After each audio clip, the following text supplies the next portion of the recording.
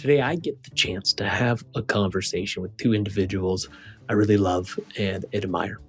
That is Anish and Patrick, the co founders of a once small, now large company called Sun King. We brought Anish into the fellowship back in 2014 when we were running a program called Girl Effect Accelerator with Nike. And Patrick joined us a little bit later in 2017 with our Unreasonable Impact Asia Pacific program that we run with our partners at Barclays. So we've been on this journey with Patrick and Anish now for a little bit over a decade. They started Sun King about 20 years ago, so 2 decades ago, and they had a simple mission, which is to bring electrification to the nearly billion people who live off the grid and don't currently have access to electricity, largely in sub-Saharan Africa, but across Asia Pacific as well.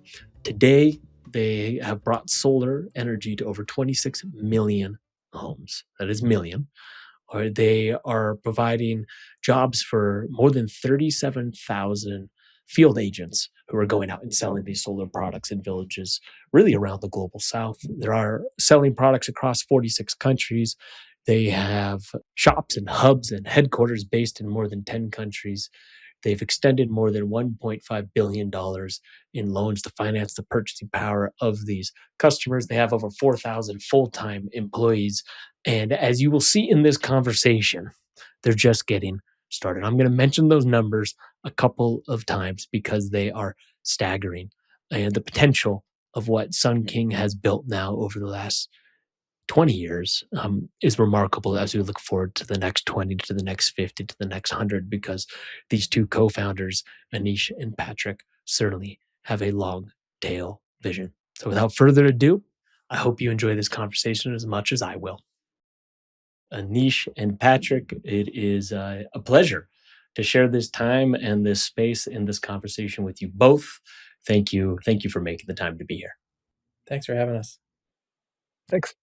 Of course. You know, we actually, our journey goes back a decent ways. I know, Anish, you first came to us through the Girl Effect Accelerator with Nike Foundation, I think in 2014, and then Patrick, you joined us at the Unreasonable Impact Asia Pacific gathering with Barclays in 2017.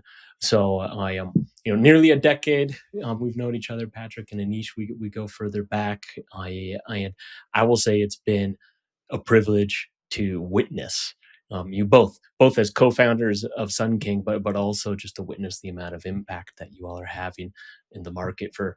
For someone who's listening in on this conversation, I did look up right before the most recent numbers, and they're huge. I believe, and you all can correct me if I'm wrong, but today you're bringing solar to more than 26 million homes. You're supporting more than 37,000 jobs of your agents on the ground. You're sold solar. So I have operations in over 46 countries. We were just chatting. You've raised in debt and equity about $800 million. You've provided over $1.5 billion of loans to people who otherwise likely could not afford solar. The impact is massive. And I wanted to start not with where we are or even where we're going, but where we came from. I'd love to hear just where did Sun King start? How did you two come together as co-founders, and kind of what gave you permission to think, 20 years ago nearly, that this was even a possibility?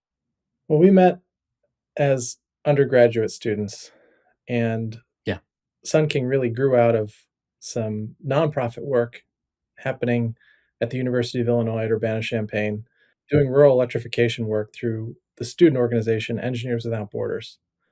That's And right. so in the course of that work, we realized that we were not going to solve for global energy needs through that mechanism, through charitable contributions and microgrids alone, that we needed to find scalable commercial solutions that individual households could invest in and solve their own energy needs. So it began with replacing kerosene lamps with simple solar lanterns. And today we're making solar kits, large solar systems that power everything in the home, in businesses, and more. So that was the genesis. If somebody is listening to this and doesn't have the context of kerosene lanterns or of individuals in emerging markets who currently don't have access to electrification, can you describe why it matters to switch over to solar? Yes. So for people who don't have electricity, if you're limited to kerosene lamps or candles, kids can't study. Mhm. People are spending large fractions of their income on just a meager amount of light for the home. People have to rush home from work, whether it's in the field or at a business, just to get a few things done before sundown. So it limits people's productivity, their education, their health, burning kerosene fumes inside the home. It's dangerous. Fires started by these devices. Yeah. That's just on the lighting side. But then nowadays, people need access to at least a small amount of electricity just to be connected, to have a connection to the internet. And Mhm. so if you don't have that first few watts of electricity, the very beginning of electricity, Yeah. it's just enormously difficult for the family. And that's what we set out to try to solve. Yeah, I remember reading at one point that if you were lighting your home with a kerosene lantern, that was the equivalent of every man, woman, and child within that home smoking 2 packs of cigarettes a day, just because of the fumes that came off of the kerosene, let alone the dimness of the light. Is that true? Is it that hazardous to someone's health? I don't know.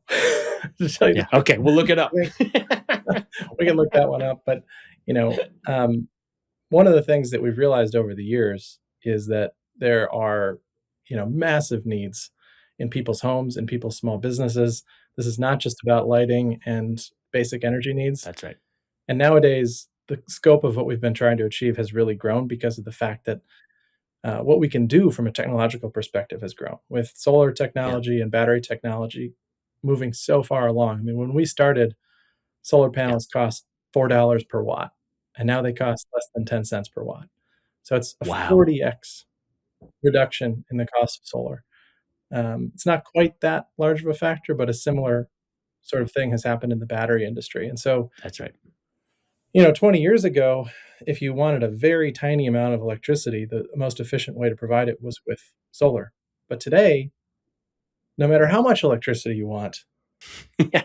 the cheapest way to provide it is solar in many contexts, right? Unless you're in a Yeah. very dense urban environment where there's just not enough room on the roof for solar panels. If you're in a rural location and there's no electricity, you buy the number of batteries and solar panels that you need. That's the most efficient way to get connected. Hmm. So today we're solving for all kinds of needs, and when you asked about indoor air pollution, I think it's actually hard to tease out what the effect of kerosene lamps is because people are also breathing in smoke from their cook stoves, from their charcoal stove or their wood stove.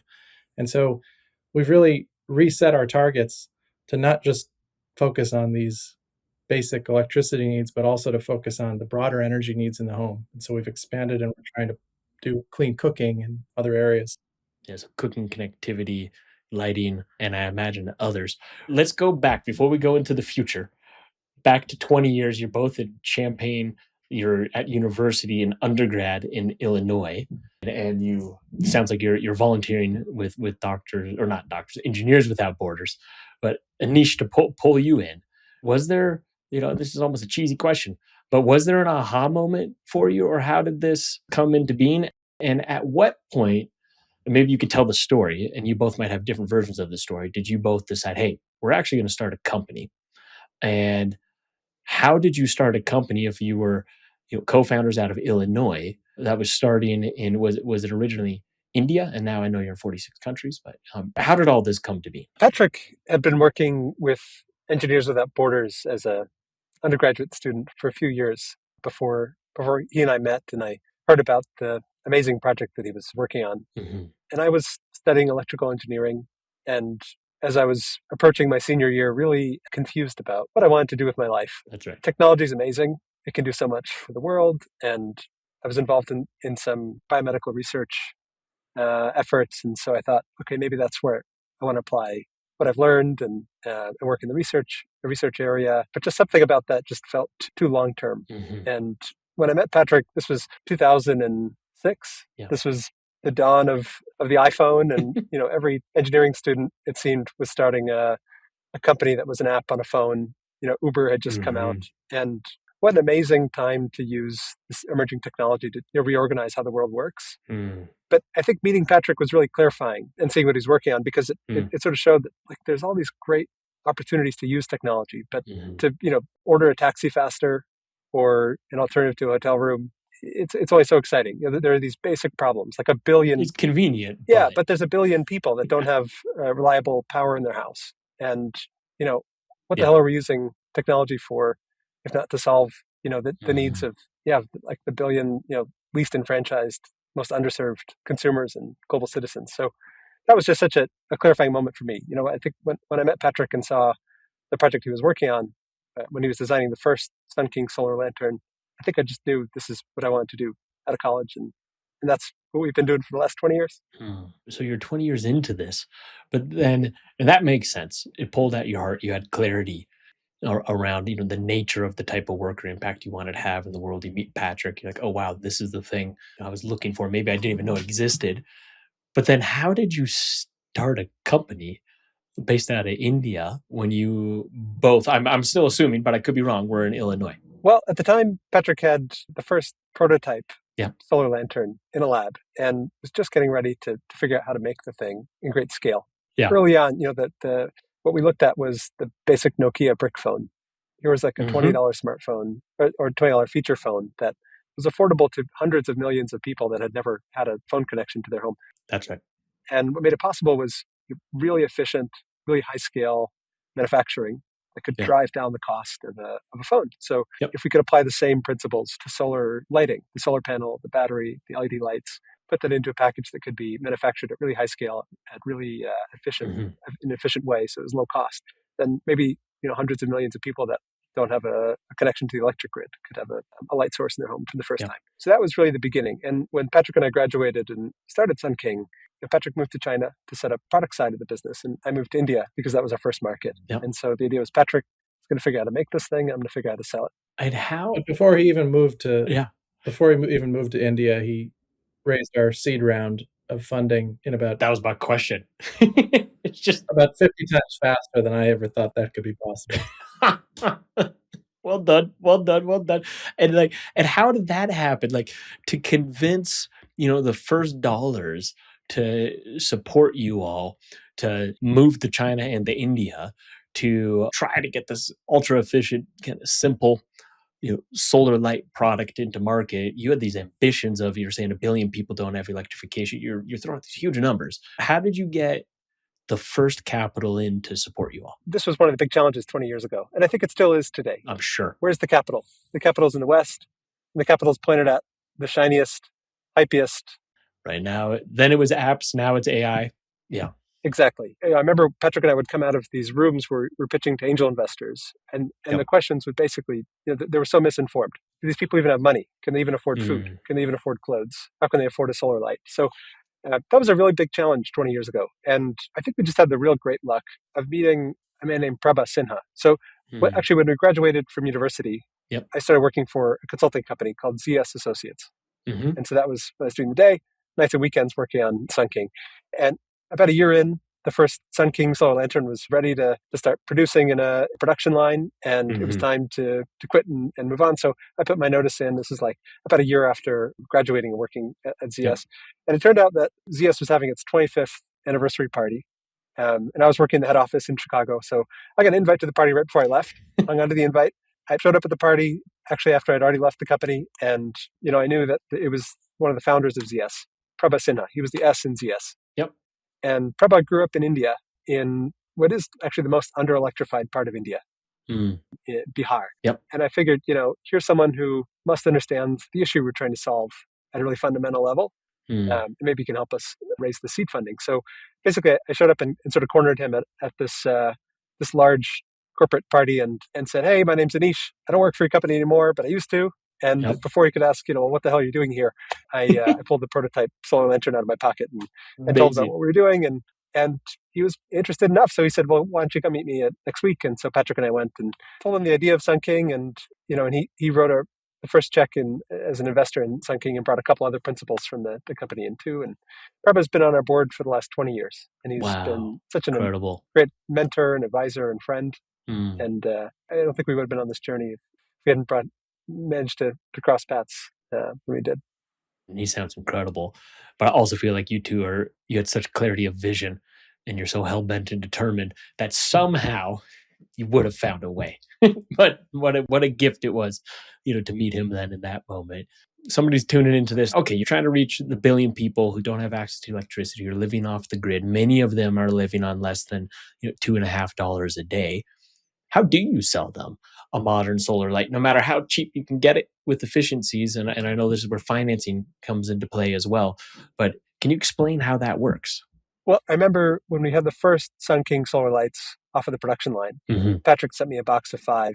And the first thing that we did was basically drove out of New Delhi and drove into the state of Uttar Pradesh, which is a state with 200 million people, has one of the lowest electrification rates in the country. We basically just drove to a village that was off the grid. And we were there with someone who their family came from that village. And so they sort of brought us in. And we basically just came out of a car and popped open this box of the first Sun King solar lights and started showing them and what we wanted to see, what people would think. And one of the great things about showing up in rural India as an American is that you can form a crowd very fast. So that's true. Within a blink of an eye, there's maybe like 150 people around us, and no trying to demonstrate this thing. And I'm explaining things in English, and the person who brought us there is explaining things in Hindi, and and we're basically just there to get feedback. And at one point, the kind of product pitch ends, and I'm looking at this huge crowd, and this older gentleman kind of moves out of the crowd and kind of walks up and picks it up.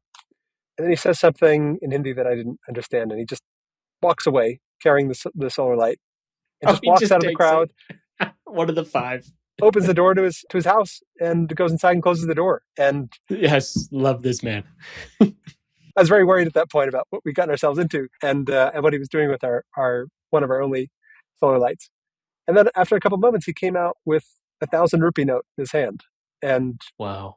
And he bought it. Wow. After a couple of moments, he kind of goes over to the gentleman that brought us to the village and he says, I'm buying this thing, but if it breaks, I know your family and I'll track you down. Yeah. So it better work. It's very important. And then he just went back to his house. So it was really a kind of an eye-opening moment that we spent a long time in the first years in the company trying to get the products right. But that's right. We also had to get the commercialization approach right, the route to market. Mm-hmm. And the first experience taught us is we have to rely on the trust of people that live in the communities we're trying to serve. Yeah. And that's what it takes to get someone who doesn't understand what you're selling them, doesn't know you, to take that leap of faith. And so, that was sort of the second big journey for us after figuring out how to make the right product, was figuring out how to bring it to all the families and homes that we wanted to serve. And so we started to build this really big network of village-based sales agents. We're Sun King users first. So they lit their own home with Sun King, and then they would go door to door and explain the virtues of the product to everyone in their community. And, if they would sell a solar lantern, they could say like, look, I don't know you, but I live one village over. And if you have a problem, just knock on my door and I'm here to fix it. And that really just a critical piece in making this very new technology, accessible and trusted by all the people we wanted to bring it to. That makes so much sense. And these solar agents today that you have on the ground, that are selling village to village, how many are now a part of the network? What's the most up-to-date number? So now in 11 countries, we have 450 branches, and we have 37,000 field agents who go door to door and sell Sun King. This isn't just electrification. It's also like incredible in terms of job creation. That's a huge number. Does this tend to be their livelihood, or is it supplemental, or does it depend? So most are full-time. Wow. About half are women. Incredible. And they're all Sun King users first. So they're powering their house with Sun King first, and they're making it available to people in their community and the sort of communities nearby. And then Patrick, I want to hear about building a supply chain in China. we're gonna get there, but can you explain maybe even now today just the financing aspect? So the first customer had 1,000 rupee note that he could hand you. I imagine many people don't have that cash up front. I know financing has been a huge part of the challenge that needed to be cracked to be able to hit the scale you have. Can you talk about how that's evolved over time and how you help finance the purchasing power of those who don't have the money up front? We think about the company almost in sort of 3 chapters. So one was figuring out the products. Yep. Second was figuring out how to actually bring it to people in a way that they would trust it. trusted. Yeah. The third challenge then is the purchase financing. What we saw was that, we had many agents who were pretty successful at selling solar lanterns. Mm-hmm. But the big challenge they faced was that, there was 50 homes that wanted that thing today and knew it would be a good investment, but only 5 homes could afford it. And so the great thing about solar home systems and solar lanterns is that they provide a lot more power than, say, a kerosene lantern. Yeah. And they typically pay for themselves in anything from 6 months to 18 months. Yep. Because once you have a solar energy source, you save on kerosene for lighting. You don't need the fuel. Yeah. Yeah, and you also save on phone charging fees. So a lot of homes that have a smartphone, you have to go into a town, you have to pay some money, you have to charge your phone. Yeah. But the big challenge is the upfront cost. Just like, decarbonization effort everywhere in the world. Yep. Every society, everyone's trying to figure out how do you pay for the solar and batteries or the next renewable energy capex investment that pays for itself over time. It's the same issue for an off-grid home. The challenge is, one of the amazing things is the break-even period is so short. Mm-hmm. But the overlap between off-grid and unbanked is so high. So it's not like our customers can just go to their bank and say, okay, I need a loan to buy the solar asset. And so we had to find a way to provide that financing ourselves. So what we do is pay-as-you-go solar. Yep. So rather than paying, say, $100 for a solar kit that would light up every room in your house and charge your phones and maybe power a radio, our agents ask customers to pay $5 up front. Mm-hmm. Our customers are, in every case, they go through a credit approval process. They get approved for credit, usually in about 10 minutes. Yep. And then the customer pays that $5 upfront payment. The agent installs the solar system in the house right there and activates it with a payment plan. So that payment plan might be, say, $2 a week, paid off over 12 months, over 52 weekly payments. Amazing. And so the customer makes that first 1 week payment. The system is topped up with 1 week balance of energy. So there's a little screen on the product that shows 7 days of balance. Now, for the next 7 days, the customer can get power output day and night. And at the end of 7 days, there's a zero on the balance on the screen. And so now it's time for a next payment. So the customer makes a top-up payment. And so they go through that every week. 1 week after week, they make top-up payments until they made 52 weekly payments. Now they've paid it off and the system is unlocked. So it works pretty much like a prepaid SIM card. You have to maintain a positive balance to keep getting light every day. And that allows us to extend financing to a lot of households all at once. So to date, we've extended over $1.7 billion in purchase financing. Wow. And it's really just about, in many cases, say anything from like a $40 to $100 solar loan that unlocks the affordability for households. And then as customers pay off their solar home system, then, the first thing we solve is, say, lighting and phone charging. But now we've gone through this journey with you. You've paid off the system over the course of the year. You trust the product. And for so many of our customers, it's not just about lighting. The aspirations of, the grid-connected modern world is really what people want. And so many customers go on to finance an upgrade. So they add more solar panels, more battery storage, and appliances like a TV, a fan, soon a refrigerator. So it's really about enabling customers to go on this long-term journey where they can afford to make the switch to solar and then add more solar and battery storage and all the appliances that make modern life so great. Yeah, amazing. I imagine it in that example. They pay $5 up front, then $2 a week. And is it fair to say that $2 a week until it's paid off is that equivalent to what they were paying on kerosene fuel as an alternative? Is it less? Like how does that compare for them in terms of their just weekly spend until they own it, of course? It really depends on the household. Ideally, we want this to be household spend on kerosene and phone charging before they get solar. And that's really the key for us is trying to find ways to make this more and more efficient so we can deliver more power at lower and lower weekly payments. Because ideally, you just redirect your expenses that you had on this inefficient source of energy, kerosene lanterns, candles, batteries, paying to get your phone charged in the market town once a week. You just direct it towards paying off your solar asset. And that works for most of our customers. So cool. Okay, 2 more questions. Then we're going to go to China, which is, you said now you can approve someone's credit in about 10 minutes. Curious how that works. And the second one was just how do people top up payment? Is it all mobile money? Is cash actually being transferred at any time? Just curious how that works and did work at the start too. So I think this is unlike a lot of credit businesses in that our customers don't have credit scores. Yes. There's no salary slip. There's no bank statement. There's no FICO score. What we're focused on is, do we know who the customer is? Mm-hmm. Do they understand what they're buying? Do they understand the terms and conditions, the payment obligation? Yeah. And so that's really what we're checking for. So the way it works is the agent pulls out an app on the phone, enter in the potential customer's details, including their ID, geotag of the house, call center in each country office. Credit. So one of our credit officers calls that potential customer, verifies who they are, and then asks them some basic questions about what they're buying. What does it do? What does it not do? What are their obligations in the payment plan? How long will they be paying for it until the product is paid off?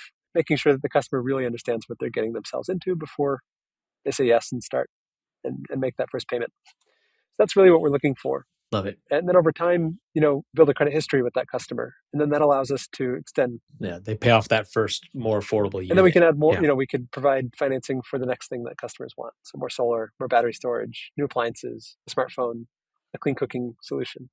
Yep. Wow. In that sense, I didn't know this. You're providing financing now because you've, in essence, through working with them or having them as a customer and having them pay off repeatedly every week to own their first unit, you can then assess their credibility. You can create almost their first credit score, if we want to call it that. And then you're providing financing for even things like a smartphone. So it goes beyond just the solar electrification. Is that right? Yeah, and this has been one of the interesting things about how the vision of Thunking has really expanded. We see all the other ways in which our customers are underserved. Yes. And there just really aren't a lot of alternatives for many customers. And so the question we have is, what other problems can we solve once we've been able to provide solar power to a home? Mm-hmm. And many of our customers say is, that once lighting and phone charging is taken care of, what they want is a smartphone. I had a feature phone because I didn't have a way to charge it in the house, and I have to go to the town once a week and charge this thing. Now I have a reliable power source, and I'd love to get a smartphone. I can keep this thing charged every day. But a smartphone is an expensive asset. An entry-level smartphone might cost say $80 or $90, which is quite expensive up front. So now we can provide a smartphone to the customer, and we can provide that same pay-as-you-go financing built into the smartphone. So we look for every way to make these things more affordable. Financing is part of it. We've set up our own production lines for smartphones in Kenya as a way to drive down the cost. Wow. So no way. It's all about understanding what problems our customers have next and trying to leverage our product capability, the distribution, the financing to just create the most accessible solution for that problem. And so smartphones is sort of one extension. Refrigeration is another. Clean cooking is another. So we look at this as, that first solar panel and battery in the house is sort of like the springboard to then solve many other problems and bring up many other solutions to our customers.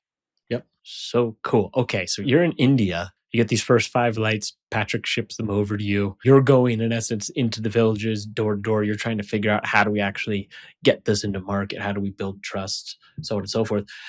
Patrick, you're in China. What are you doing? And how is it going? Did you speak Mandarin at that point? How does one go from Illinois to China to set up a production line? I was lucky enough to be very naive going into it. Yeah. No kidding.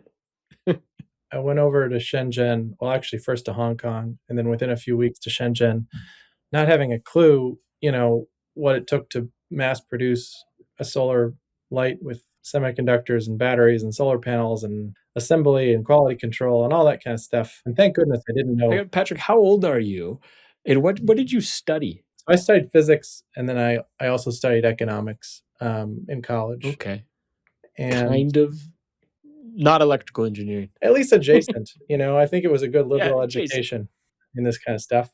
And there was a student from Hong Kong at the University of Illinois who I had gotten to know. And when I finally graduated and, had time to go actually try to make these things, I called him up and I rented his friend's apartment. I subletted an apartment there in Hong Kong and realized very quickly that it was even harder to get things done in Hong Kong than it was back at home because A, I wasn't at home, and B, I wasn't where the the factories and the vendors and the raw materials are, which is actually across the border in mainland China, in Shenzhen and Guangdong province. And so I pretty quickly moved over there and started working on putting the product together. And I would totally encourage anybody else that's interested in doing this to try it because it's a fascinating process and did eventually get it done. But I remember taking a trip back to the States, about 6 months in, and I had thought maybe this will take a year to build up this capacity to manufacture these solar products.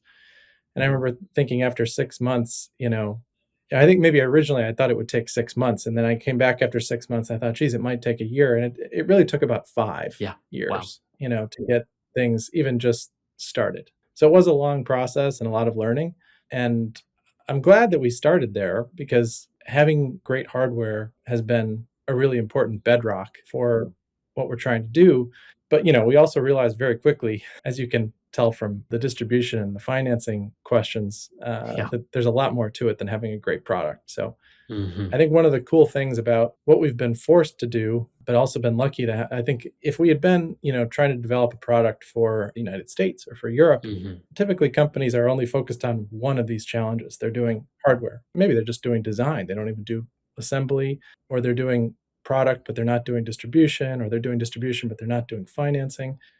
But there are so few existing rails for us to build on in the markets that we're trying to support that we ended up doing all three of these things. And the way that the experience actually delivering the product to the customer, actually financing the product, meaning we don't get paid unless the customer actually uses the product, unless they actually like the product. And it works. Yeah. Yeah. And so building all those three things in one, it meant that each area of the product, the distribution, and the financing could kind of inform the other, and integrated embedded system that is efficient enough to deliver this technology at a price people can actually pay. Yeah, it's incredible. Necessity seems like it forced you to be fully integrated as a company. The credit, the banking, the sales, the design, the manufacturing, I mean, everything.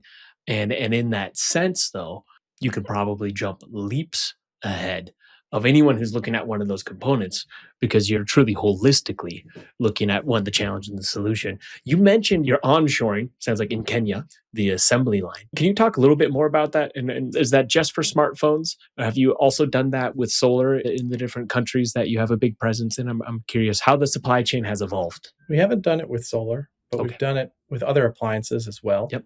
We're evaluating doing that, for example, with refrigeration in Western Africa. Refrigerators are really bulky. They're really big. They cost a lot of money just to ship. Of course. Shipping them around is a different thing. Yeah.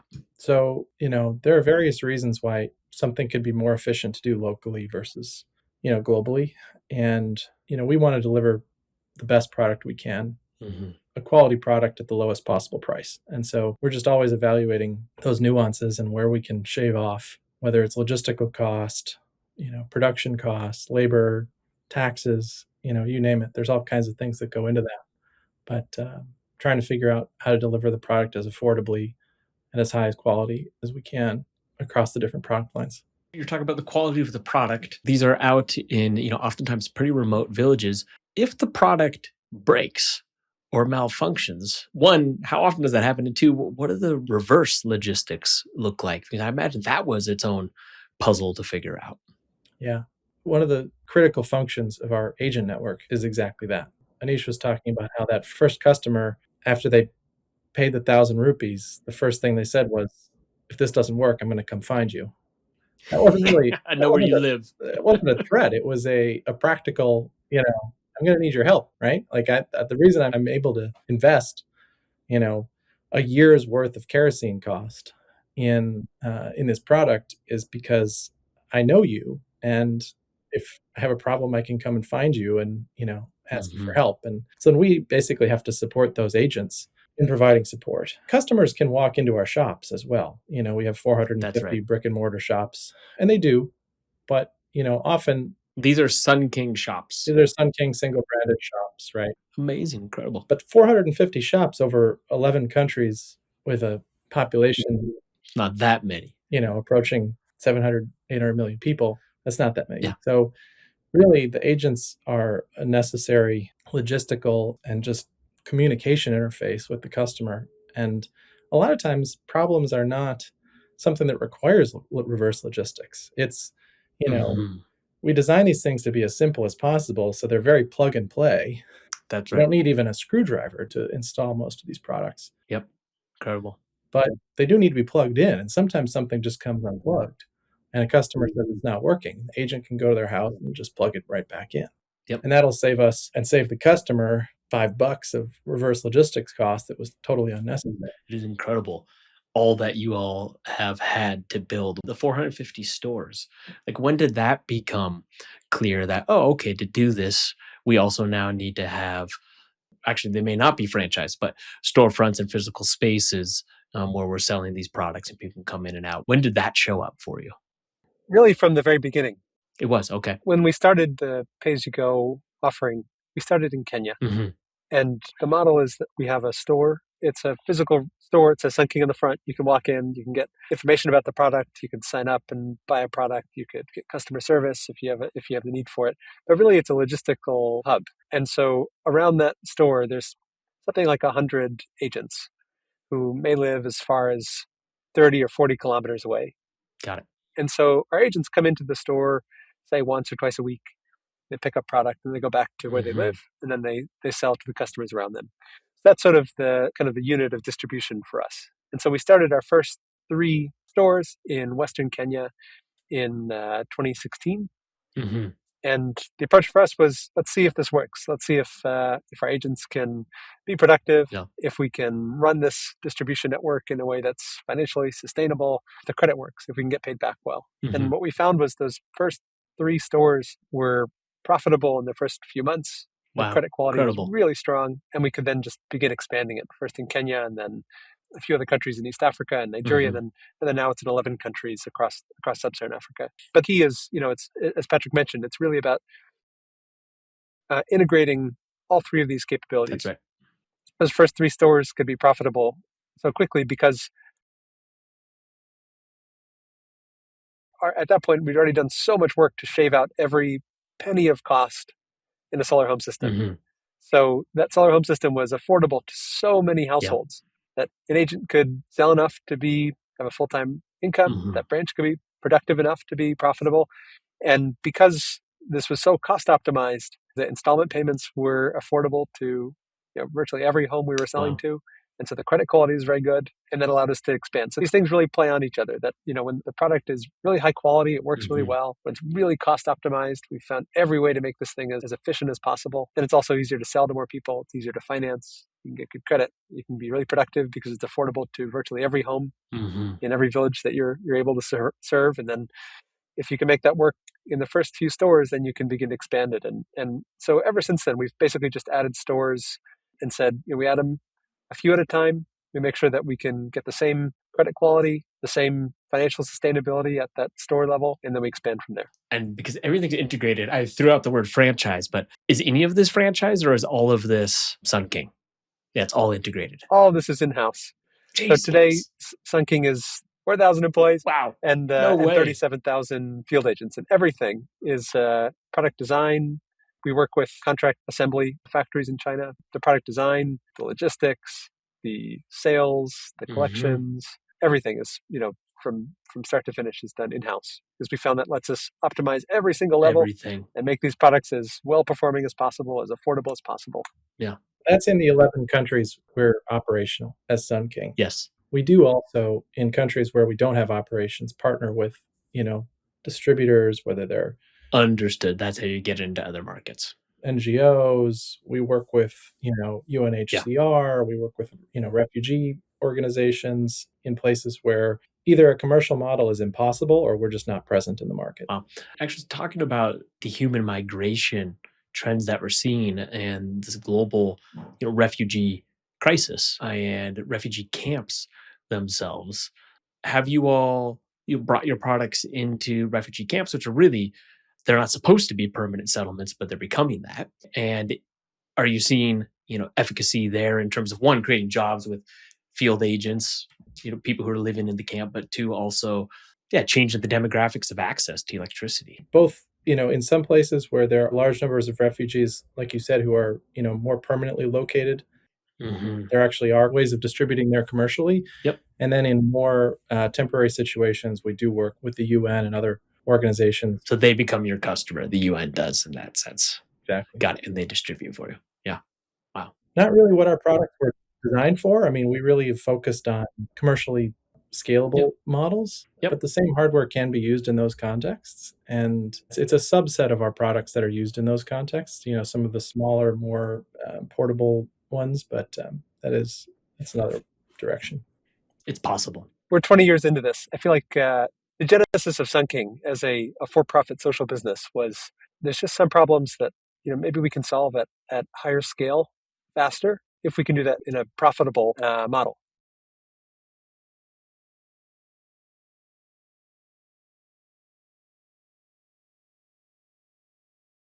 One way that I think about Sun King is there's this question of sort of what's the envelope of problems and people that you can solve a problem like basic energy access for in a profitable way. And I think the journey of the last 20 years has been trying to figure out every way to make that envelope bigger and bigger. How can you solve this energy access problem for just more and more of the billion people that live off the reliable electric grid? How do you solve this problem through a commercial model for more and more of them? You can't reach everybody in this kind of a commercial model. And so if it's populations that are displaced, that's where we need to partner with humanitarian agencies. That's right. In some cases. But then even there, the question is these aid budgets are smaller and smaller every year. That's like the unfortunate reality we're in today. You still want the most efficient product so you can reach the most people with the same budget. That's right. My wife and I, we were in Nairobi in the fall. And sorry I didn't look you up, Patrick, but it was a quick trip. But I bring it up because as we drove through the city, I saw Sun King billboards everywhere, all over the place. And one, it warmed my heart too. I got really excited about it.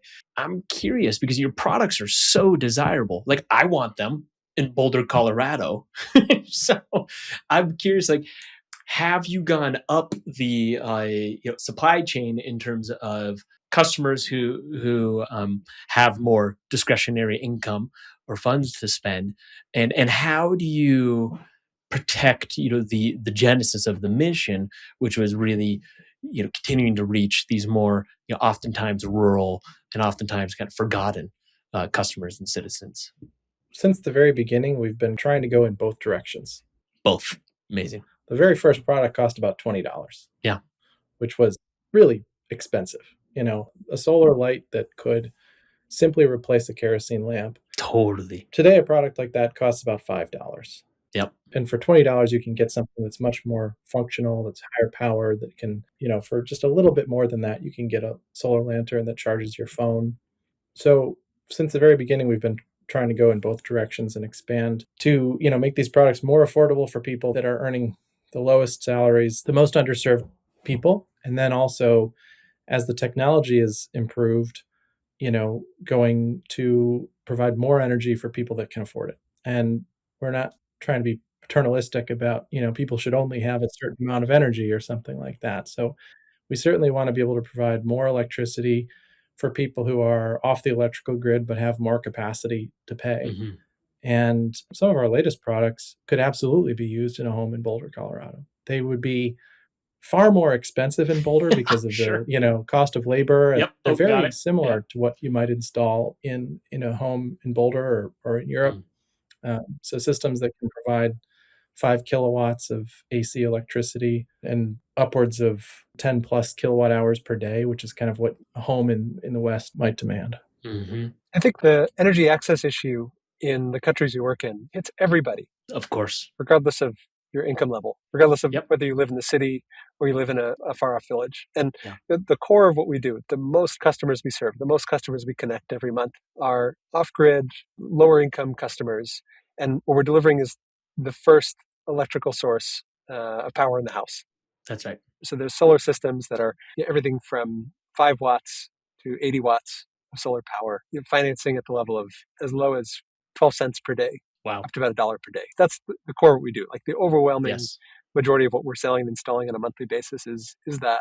If you're globally considered like middle income, higher income in Kenya or Nigeria, maybe you live in a large city in Nigeria You have a professional salary job. Your kids are in school. Your kids have to complete homework assignments on a computer. Yep. So you've got computers, you've got fans, you've got refrigerator, you've got everything in the house. Your house is wired, but the grid is functionally off for like 20 hours a day. That's right. And Just so, blackouts. Yeah. it's blackouts. And so what so many households do is they fire up a gas generator Totally. in their yard. Or diesel. And that generator just runs, for 20 hours a day, and you're just fueling, that generator as much as your paycheck can afford. You've got that generator running because you want to keep the food cold. You want to keep the lights on. You want your kids to be able to study or watch TV or, have a nice evening as a family. And so there's sort of these dual challenges. One is at its core, it's an equity challenge, which is that everybody deserves to have a reliable, bright electric light source. That's right. And we have to solve that problem for, hundreds of millions of households. But then you have this growing, globally considered middle class where I have the income, I'm connected to the grid, but the grid is not delivering enough power for me. And so I'm going to run a generator to fill in for it. And that is it's like an emerging climate problem because as incomes grow, big time, the demand for energy grows and power generation, power distribution is just not keeping up. Yep. So, there's going to be there's something like 20 million of these small gas generators that have been put to use over the last decade in Nigeria. And if we think about the whole continent, in Nigeria, just in Nigeria, think about the whole continent in the next 20, 30 years. Totally. How many tens or hundreds of millions of these generators are going to be put into use, just, spewing diesel fumes. Yep. So it's a climate issue, is how do you solve this with a clean, reliable energy source that actually does pay for itself very fast because that's right. You get to stop spending $60, $80 a month on fuel for the generator. Mm-hmm. We really see that our mission is expanded to a much wider range of situations. It's not just the off-grid villager where the grid hasn't reached, because these energy problems, they touch everybody. Mm-hmm. And what we've built over the years, the product capability, the ability to drive down the cost of a solar solution, it works at 5 watts and it works at 5 kilowatts. Amazing. The ability to sort of build these efficient distribution networks and extend the financing. It works at the level of paying off a solar asset at 12 cents a day, for our entry-level systems, up to something that you're replacing like $60 or $80 of generator fuel expense every month. Mm-hmm. And that's kind of what's exciting about the business today, is that we're able to just solve a much wider set of problems for a wider set of customers too. So many more questions for you. We could have like 6 hours because there's so many pieces to this.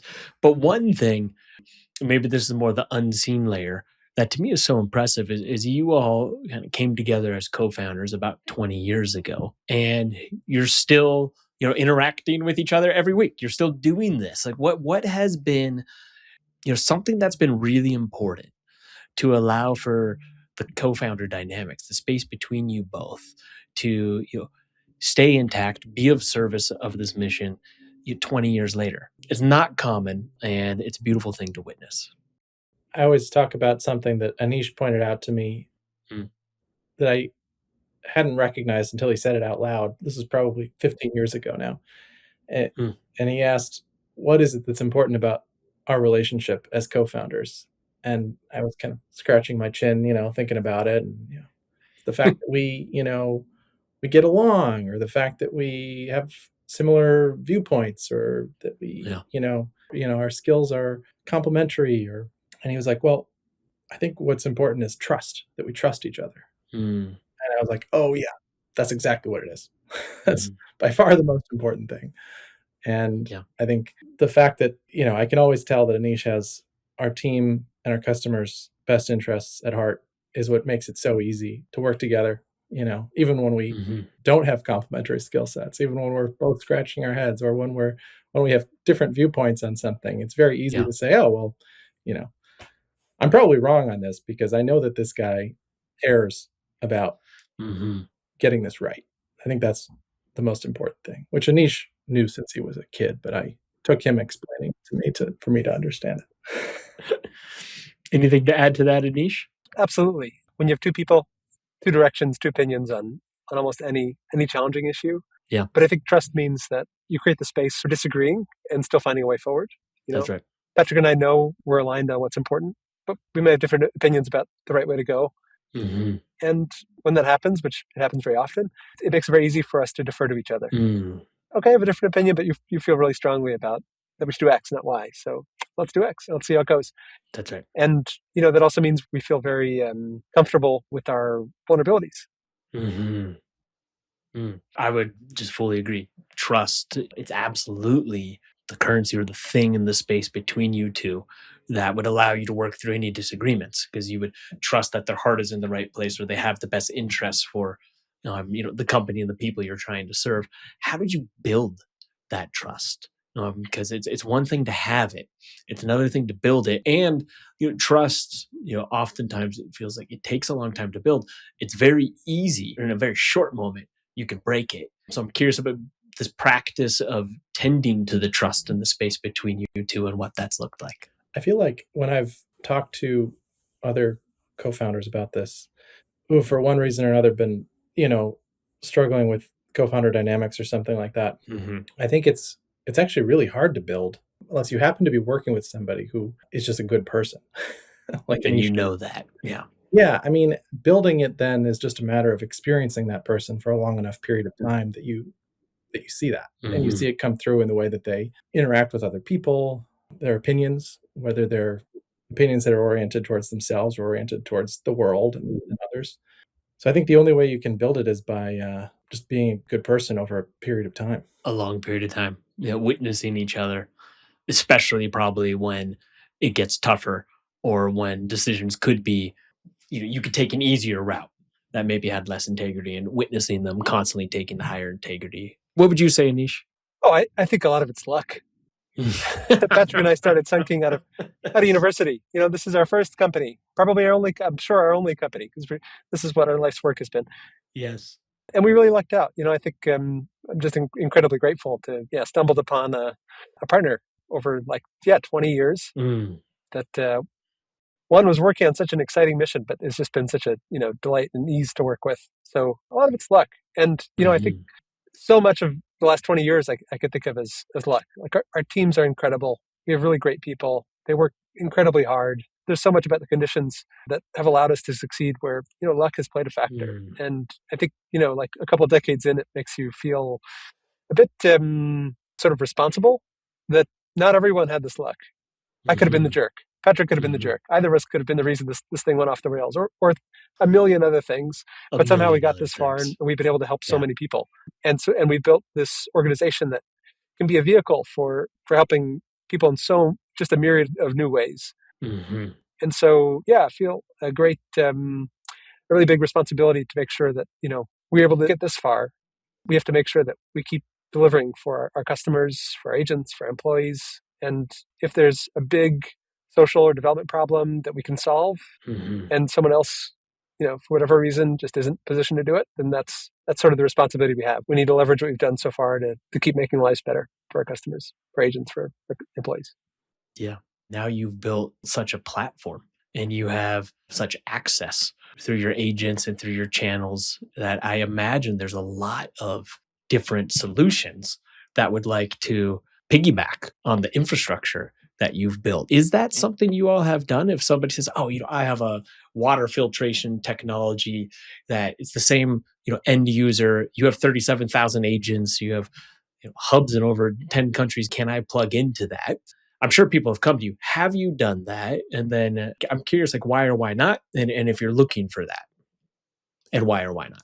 I think it's something that, it's still early days, even with the original product, the original goal, we're still only maybe 20% of the way towards a solution. To where you want to be. Yeah. 20%, depending on how you measure it. There are 600 million people who don't have any electricity in their homes. We're probably currently serving over 50 million people, less than 100 million people, depending on, how long people are using our products. And so, say we're at 70 million out of 600 million.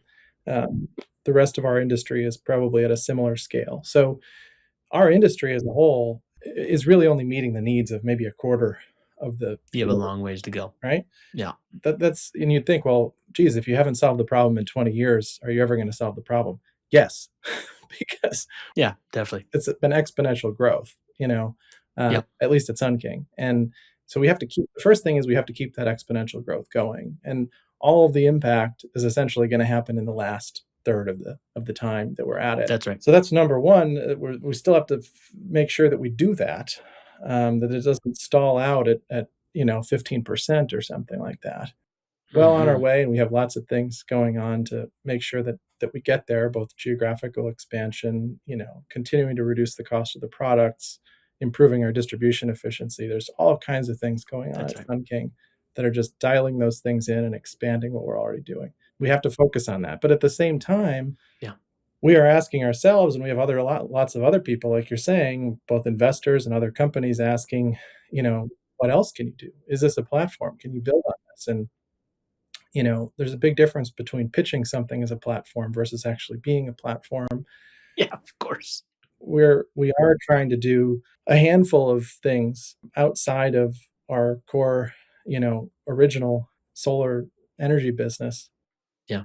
And some days I feel like we're maybe trying to do too many new things. Other days I feel like, geez, we need to do at least another couple of things. And we're still figuring out how organizationally to be able to do more than one thing really effectively. So it's really a work in progress. And Yeah. I'm comfortable that we're on the right track with respect to building out the original mission, and solving the problem Hmm. of off grid energy access. But I think it remains to be seen whether we can actually solve other problems in a really big way. Well said. Well said. How many homes are you reaching now a day? Do you know how many units you're selling each day? On the energy side, on the solar energy side, Mm. about Yeah. 340,000 homes per month, so about 10,000 per day. Wow. Wow. So every quarter, about a million new homes. Yes, Wow. Or more. that's right. Wow. That is wild. That's not just new homes, that's also some of those are people who are repurchasing. Of course, they're upgrading. Yeah.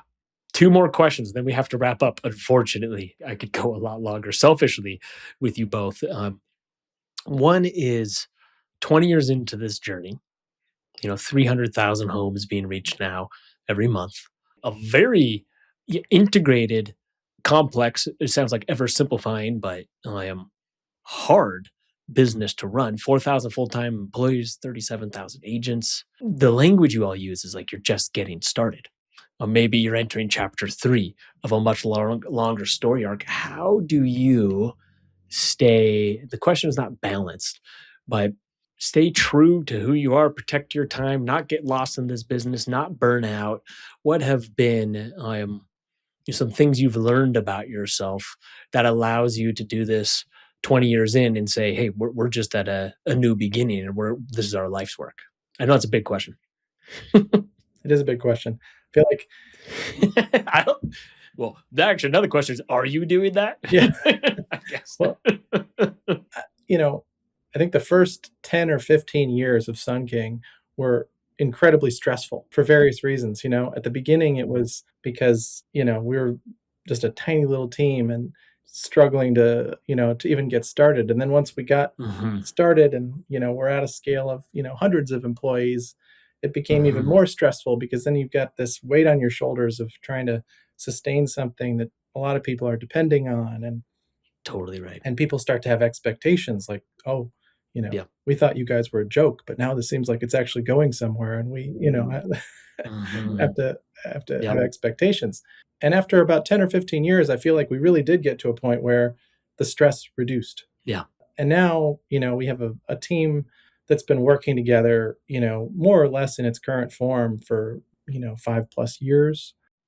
Yep. We know each other, we trust each other, we have access to capital, we have access to knowledge, we're diversified from a product perspective, from a geographical perspective. So no one individual shock is likely to be a catastrophe. But Hmm. so I think there is a level of, when you talk about quality of life or ability Hmm. to sort of stay sane, I think things got easier over time. Yeah. And now it's more about making sure that we're staying in some kind of balance for the future, and trying to figure out what are we capable of taking on, what's going to be too much stress for our entire management team, how can we utilize bandwidth most effectively. So That's I right. think it's really changed a lot over the years, what was required to stay in a good frame of mind. And I think the most important thing overall has just been building a great team that can really support each other. Yeah. Okay.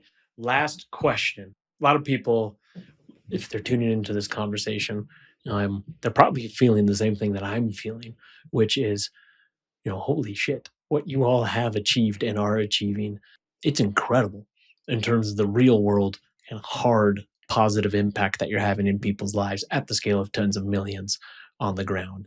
And you are just getting started. You say, hey, we're reaching about 60 million people or so, but really probably your size of the pie, you may want to reach another 300 million and go deeper and deeper and deeper with them in terms of energy access. But beyond that, access to information, to refrigeration, and so on and so forth. And I'm sure that's going to continue to expand.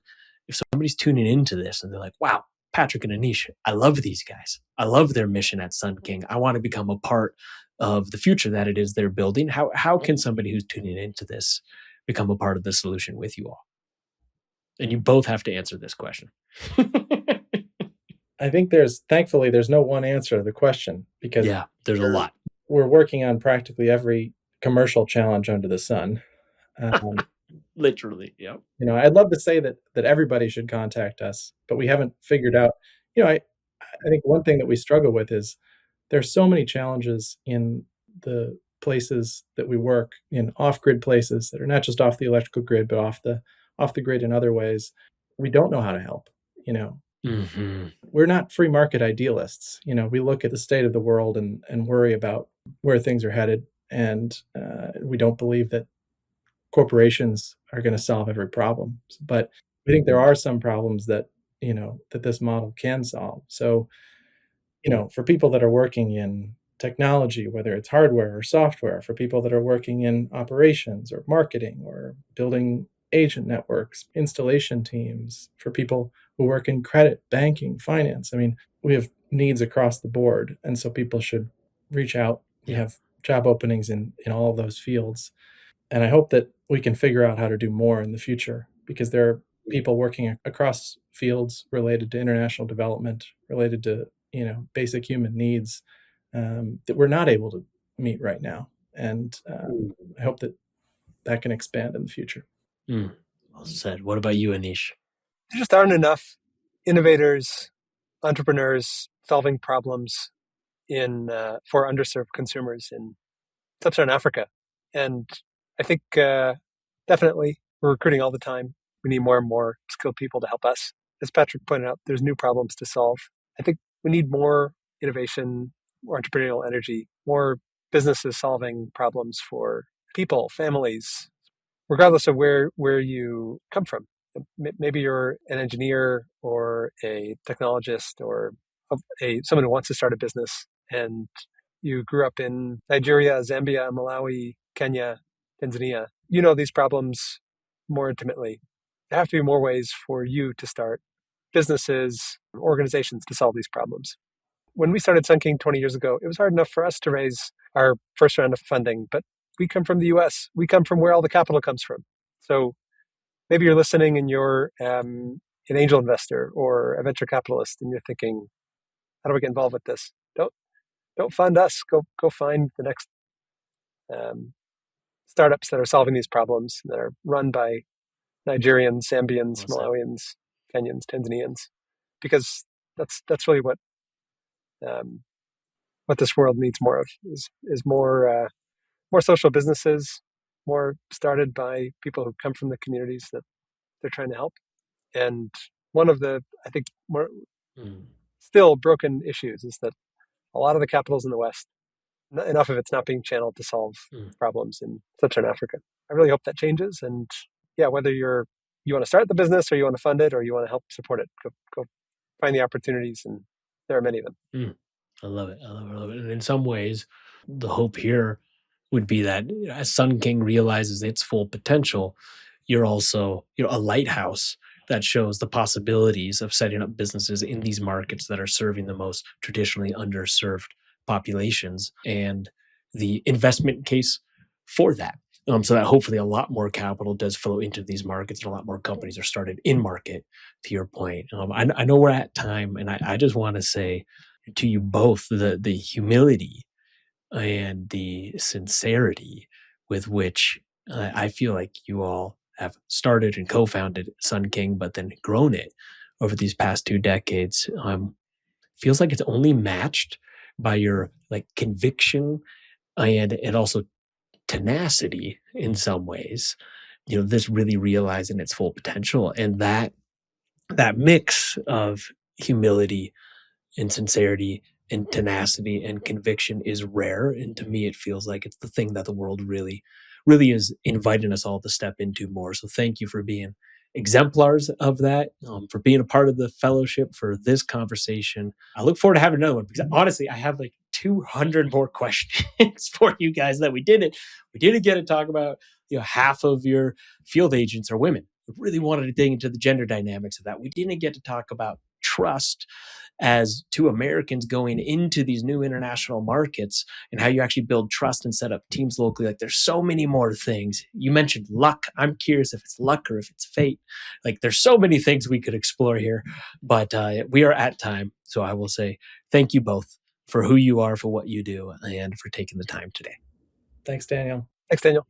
I wanted to tag on an addendum to the conversation that Patrick and Anish and I just shared, and that is to highlight one additional opportunity that they have. As they mentioned in our conversation, they've raised an aggregate about $800 million, and that's in between equity. And as they mentioned, they're really just getting started, but they have a vision of impacting 1 billion lives. And they're certainly on the path towards 100 million and hundreds of millions. Now, they're 20 years into the journey. One of the difficulties they're finding is they've raised so much equity that at some point, your investors, of course, need liquidity. And so they're looking for options around potential buyers or potential values aligned investors or philanthropic capital that can ensure that they can continue to do this work with integrity, with maniacal focus on quality and impact, not just into the years ahead, but the decades ahead. So a couple ideas that I wanted to put out there on their behalf in terms of ways that you can become a part of the solution. One is if you are a family-owned, multi-generational private company, and you are interested in the potential acquisition of a lot of the equity that's on their cap table so that you can hold the ownership of the company over time.